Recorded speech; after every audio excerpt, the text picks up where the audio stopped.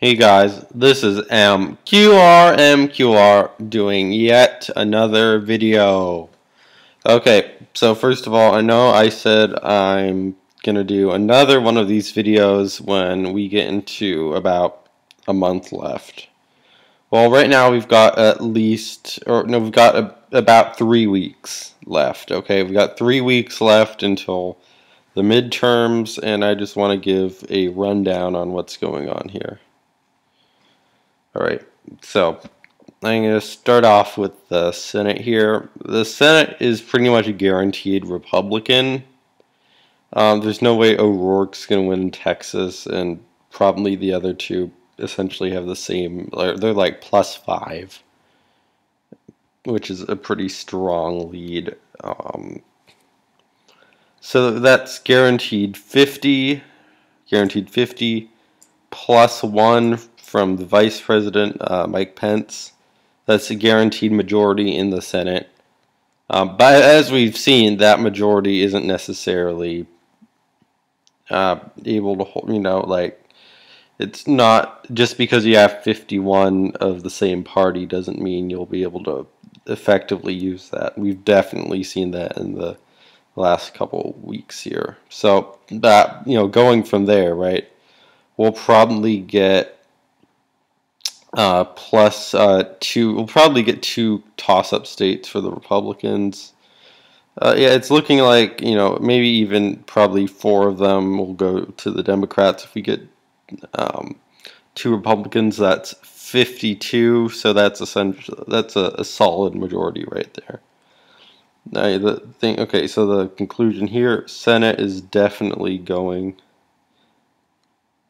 Well, yeah, and I just refreshed. I guess there's another poll. Yeah, so it's definitely going in the direction of the Republicans. We don't know if there will be a solid lead. I'm guessing it will be at least 51, probably 52, but at least 51. It might even be 53, but beyond 52, which is my guess. It's just speculation.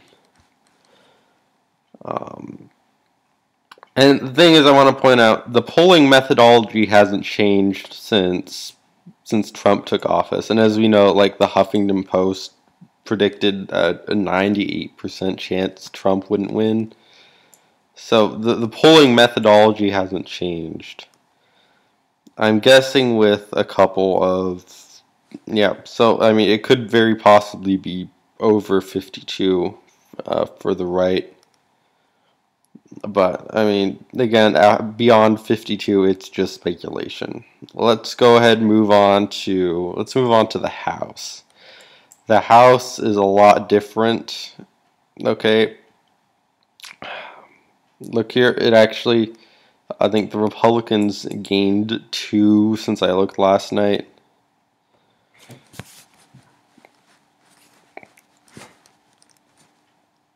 So we've got this. It's a huge map. Again, what, 500 individual races going on. I took a glance at most of the leaning polls. It looks like it's pretty much guaranteed for all of that.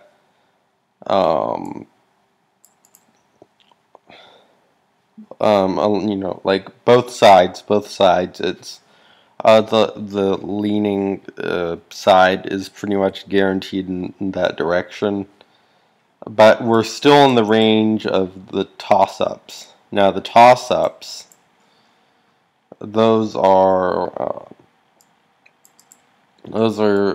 see, it's still within the margin of the toss-up.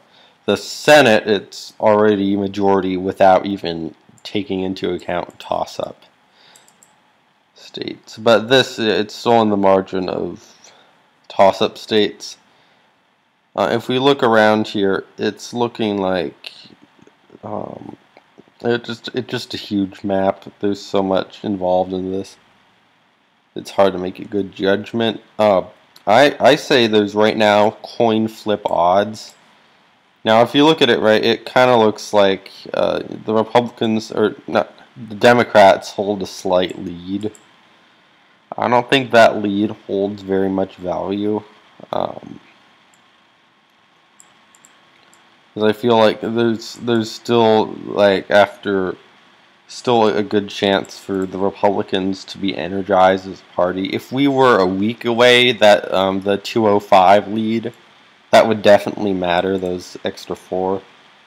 But looking at it as things could still change. Again, I think this was at 199 the last time I looked, so yeah, it's changing. Now, if we look at the general polls also, it looks, from what it looks like here, is the Republicans are eating up essentially the toss-up states.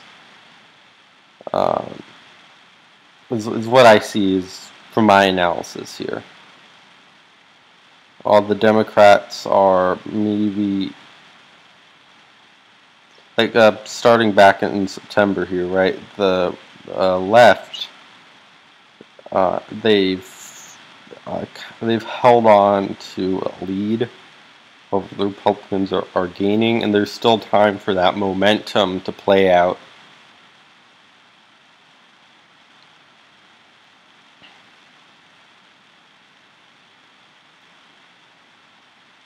What else? They have a Senate. So my final prediction for this is not really a prediction. I'd say it's a coin toss odds, 50-50 about. Just because I see a Republican lead because of the momentum going on here. Maybe if I really had to say one, if someone had a lead, I'd say there's a Republican, like it's probably 51-49 in favor of Republicans. If you wanted to for me to choose a solid choice. But and I think there's a good chance it'll end up on a slim margin either way. If we move on to Senate, no toss-up. Yeah, it actually has the Republicans at 53. Again, I'd say there's a very good chance it'll be 52. Going beyond that is just speculation. And remember, they're gaining. They ended 2 years ago with 51, which is, of course, a pretty slim lead, which was worse than the last time. Under Obama, I think they still had, what was it, like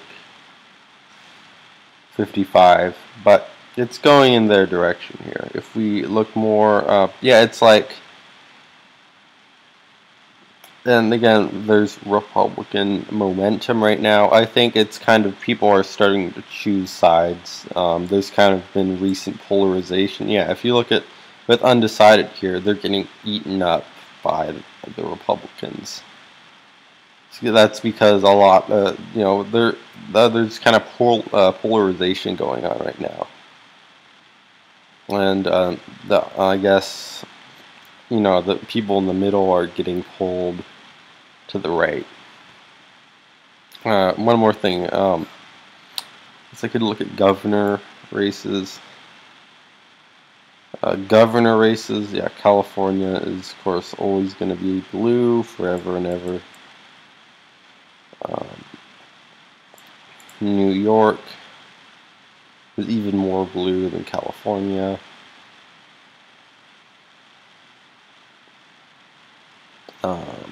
There's no toss-up map.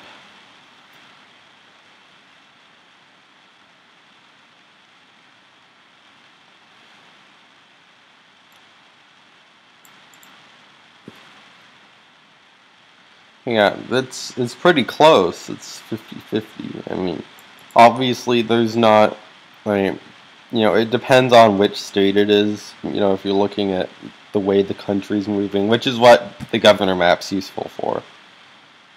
I mean, obviously, some state like, I mean, Wyoming, I guess. It's a good place. There's not many people there, though. It probably doesn't represent a popular appeal as much as I don't know, Florida. Florida, of course, is the big swing state in this country, along with Pennsylvania. Let's move on.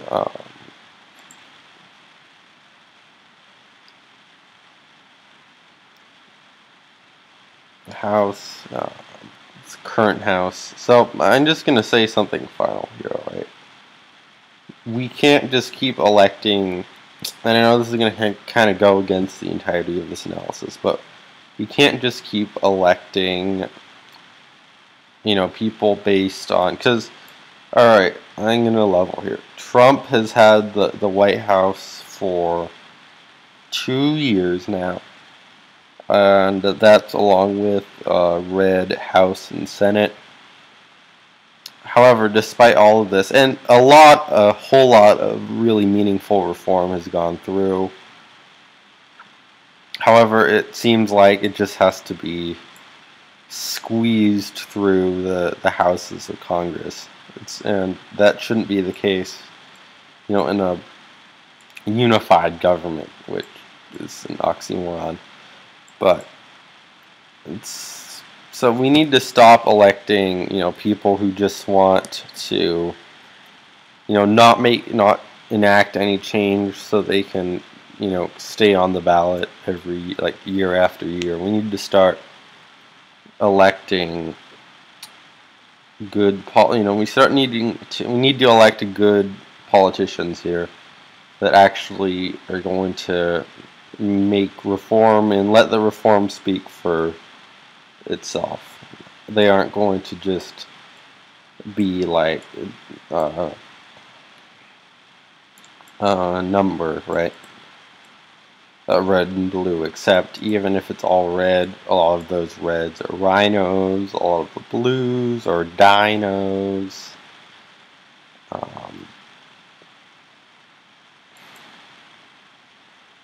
And then we need to turn this in we need to start just all across the nation, start electing people who will actually go along with reform, who aren't going to resist it. And I think that thought concludes the video pretty well. Thanks for watching. This has been mqrmqr doing yet another video. I might make another today, I don't know. But I'm making this one.